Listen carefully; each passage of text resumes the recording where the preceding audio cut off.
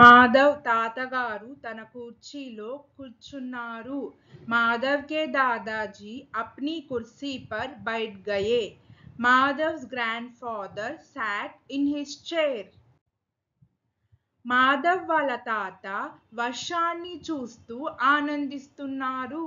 మాధవ్ కే దాదాజీ బారిష్ కా ఆనంద్ లే రహే high. Madhav's grandfather is enjoying the sight of the rain. అతని మనవడు మాధవ్ వచ్చి అతని కాళ్ళ దగ్గర కూర్చున్నాడు. उनका पोता माधव उनके पैरों के पास आकर बैठ गया. His grandson Madhav came and sat by his feet. Madhav ఒక చిన్న కాగితపు పడవ పట్టుకున్నాడు. माधव के हाथ में एक छोटी सी कागज की नाव थी. Madhav held a small paper boat. తాత మనం దీన్ని నావలా నడపవచ్చా అని అడిగాడు.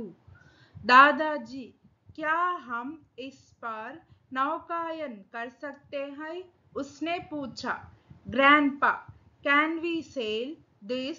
He asked. అతని తాతగారు నవ్వారు. उसके दादाजी मुस्कुराए. His grandfather smiled. అతనికి తన బాల్యం గుర్తుకు వచ్చింది. उनको अपना बचपन याद आ गया. He remembered his own childhood. వాళ్ళ ఇంటికి వెనుక ఉన్న చిన్న వాగు దగ్గరకు నడిచారు. वे घर के पीछे स्थित छोटी सी नदी की ओर चले गए. They walked to the small stream behind the house. వర్షపు నీటిలో పడవను పెట్టడానికి తాత మాధవ్కు సహాయం చేశారు. दादाजी ने माधव को बारिश के पानी में नाव चलाने में मदद की. The grandfather helped Madhav to set the boat in the rainwater. ఆ చిన్న పడవ ఊగుతూ నృత్యం చేస్తూ దూరంగా వెళ్ళింది. छोटी नाव हिलती हुई नाचती हुई चली गई. The little boat bobbed and danced away. Madhav ఆనందంతో నవ్వాడు. మాధవ్ ప్రసన్నత से हंस पड़ा. Madhav laughed with delight.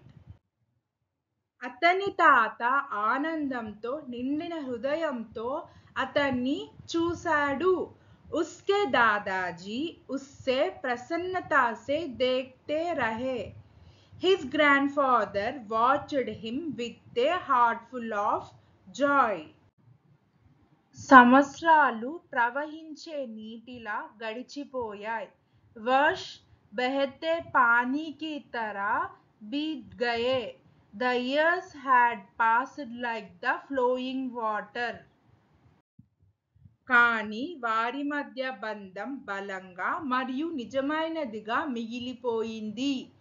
लेकिन उनके बीच का रिश्ता मजबूत और सच्चा बना रहा.